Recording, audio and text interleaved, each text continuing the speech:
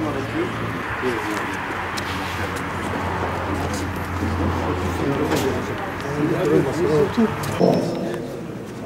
Selamünaleyküm. Hüdapar Elazığ İl Teşkilatı olarak da şu anda bir iftar yemeği vermekteyiz. Tabii Ramazan dolayısıyla bu tür etkinlikleri yapmak hakikaten baştan bizim zaten partimizin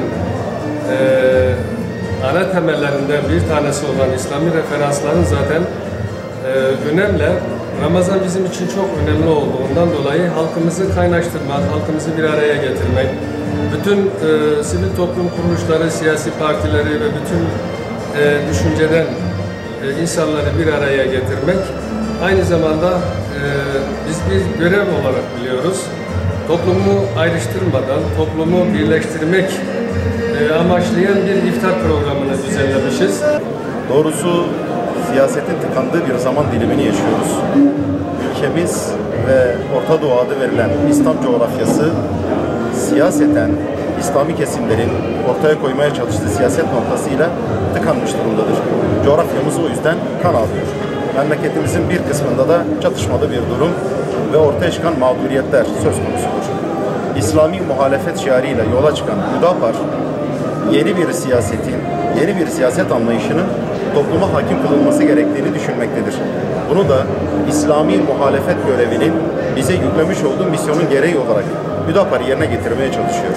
Bir taraftan iktidara atmış olduğu ve çatışmalı ortamlara sebebiyet veren adımlarını düzeltmesi gerektiğini söylerken, bir taraftan da özellikle bölge özelinde Kürt meselesi noktasında tıkanan siyasetin neden tıkandığını, yanlış bir zeminde yürüdüğünü, doğrusunun ne olduğunu kamuoyuna anlatma ve bu konuda inisiyatif alma noktasında bir misyon üstlenmekte. Bu açıdan görünür olmaya, halkımızla birleşmeye ve buluşmaya, bu projelerimizi halkımıza anlatmaya devam ediyoruz.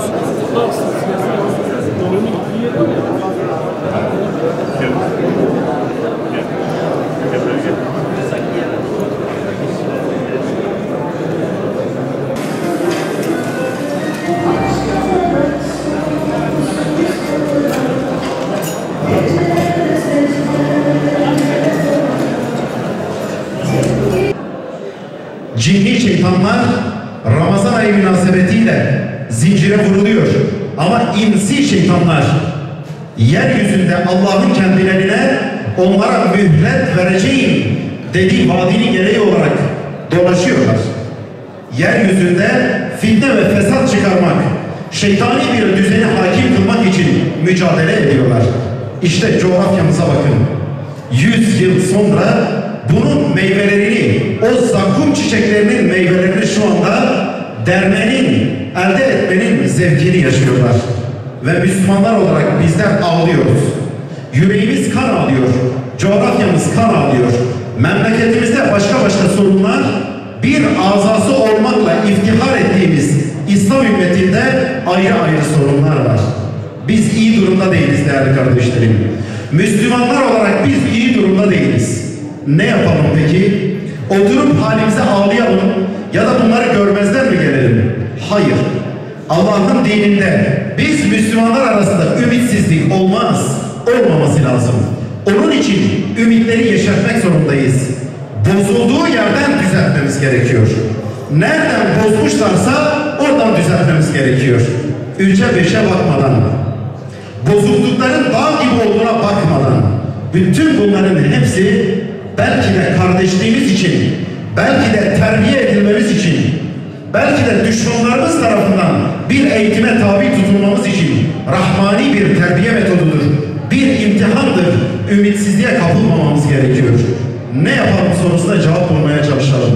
O zaman silkinmemiz gerekiyor. Diyeceğiz ki bu memlekette ve İslam coğrafyasında sorunlarımızı özünden koparmadan güncelleştirmemiz lazım. Bizim şu anda iki temel sorunumuz vardır. İçe bakan sorunlar, bir de dışa bakan sorunlar. Bu içe bakan sorunları arz etmeye çalıştım. 200 yıl önce tohum ekmişlerdi. Mezhep temelinde, kavmiyet temelinde, Türk'ü Kürt'ten üstün görmeye çalışarak, arabada siz Kureyşisiniz, Ne oluyor da halifeler Türk'tedir diye siz Türk'e tabi oluyorsunuz? Siz şerefli bir şeysiniz diye şeytanın sağdan yaklaştığı gibi Türk'e, Arap'a, Kürt'e yaklaşmaya çalıştılar. Üstünlüğün takvada olduğunu belirten Kur'an-ı Kerim'e rağmen ırkın üstünlüğünü savunmaya çalıştılar. Evet, bu hastalıkları yaydılar aramızda. Daha sonra mezhep temelli fitneler, Alevi ile Sünni arasında, Şii ile Sünni arasında. Çünkü İslam'dan daha fazla birleştirici olacak, farklılıkları bir arada tutacak bir harç yoktur. Onun için sorunlara çözüm bulunmuyor. Onun için çözüm süreci başarısız oluyor. Onun için ortaya konulan iyi niyetli çabalar maalesef pis bir borunun içerisine tertemiz bir suyu akıtmaya çalışma sonucuna sebebiyet veriyor. Evet, çok iyi niyetli çabalarla, çok iyi niyetli adımlar atılıyor. Aynen öyle oluyor. Ama borunun kendisi kirli olduğu için tertemiz bir suyu da döktüğünüz zaman diğer taraftan kirlenmiş olarak çıkıyor.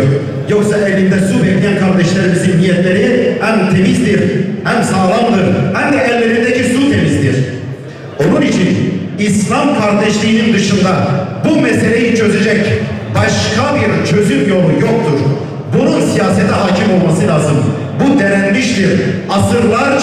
Asırlarca İslam kardeşliği şemsiyesi altında Türk, Kürt, Laz, Çerkez, Arap, Zaza, Alevi, gayrimüslimler, Ermeniler, Süryaniler hiç kimseye bir haksızlık yapılmadan Allah'ın onlara verdiği bütün hakları kendilerine verilerek bir barış ve huzur iklimi hakim olmuştu. Daha sonra dışa yönelik projelerimiz olacak. Adalet temelinde herkese hakkını vereceğiz. Kimin ne hakkı varsa, çünkü hakların kaynağı haktır. Allah-u Teala'dır. Allah-u Teala kime ne hak vermişse o hakkı vereceğiz. Bir Hristiyana, bir Yahudiye, bir Süryaniye, öteki diye tabir ettiğimiz, bizim gibi inanmayan, bizim gibi yaşamayan, bizim gibi düşünmeyen bütün insan topluluklarına, bütün meslek gruplarına, inanç gruplarına, farklı kültür mensuplarına Allah size bu hakkı vermiştir. Bu hak sizindir. Teminat altındadır diyeceğiz. Kendi içimizdeki meseleleri düzenledikten sonra memleketimizde yaşayan, bu coğrafyada yerleşik halde bulunan, öteki diye tabir ettiğimiz insanlara da bu adalet temelindeki barış elimizi uzatacağız. Bu birliği sağlayabilirsek o zaman dışarıdaki içimizi karıştıramayacak. Emin olun karıştıramayacak. Buradaki yerli uçakları üzerinden bu memleketi kan coğrafyasına büründürmeyecek. Ve bizim ihtiyacımızın olduğu şey sağlanacak. Nedir bizim ihtiyacımızın olduğu şey? Bir kelime, huzur. Yanlış çözümlerle politikalar oluşturulmaya çalışıldı. Eğer ortaya konulan bir siyaset ya da bir politika sulh ve selameti değil, düşmanlığı netice veriyorsa derhal geri dönmemiz gerekiyor. Onun için hem içte hem de dışta, adalet temelinde ve İslam kardeşliği temelinde, içte İslam kardeşliği temelinde, dışa karşı ise insaniyet eş paydasında ve adalet temelinde herkesin hakkını herkese verecek, pazarlık konusu edilmeyecek çatışma, kargaşa ve savaş ortamlarının bitmesi için İslami muhalefet şiarıyla ortaya çıkmış Hüdapar olarak bu misyonumuzun gereğini yerine getirmeye çalışacağız.